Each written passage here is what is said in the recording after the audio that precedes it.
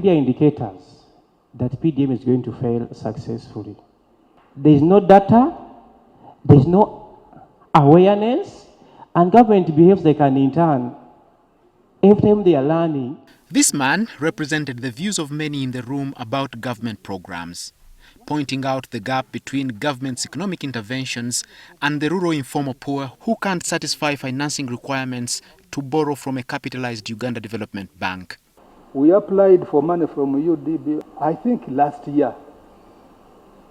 Up to now, we haven't got that money. And it's not a lot of money. We just want 200 million shillings.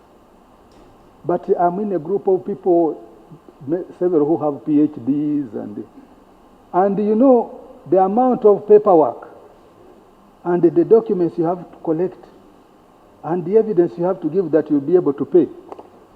If it can defeat professors, how can the peasants ever apply for that money? Government has introduced the Parish Development Model, a program targeting focused groups in the parish, especially those in the agriculture value chain. But Makerere University Vice-Chancellor, Professor Barnabas Nawangwe thinks, unless there is an agricultural bank, many poor may be left out. PADM is taking money to circles and so on. There are people, not everybody is going to be in the circle in the first place. So the circle will cater maybe for a third of the population. How about the 2/3 who are also farmers, but they need to access credit? Where will they get it? Other speakers called on government to increase accountability and financing to public sectors, invest in social protection and security, and reduce expenditure. For example, do we need all this cabinet that we have in place? Do we need all these presidential advisors that we have in place? Because our presidential advisor has a car, a minister has a car, RDCs, you know? So these expenditures really are not necessary. And for the past 3 years, the size of parliament has been increasing by 20%. So these are expenditures that can be avoided. We need to tax the rich more than the poor. And we need to also expand. Recently, the government was announcing expansion of taxation to the digital economy. But then if you get into the detail of that, the taxation they are talking about is in terms of value-added tax.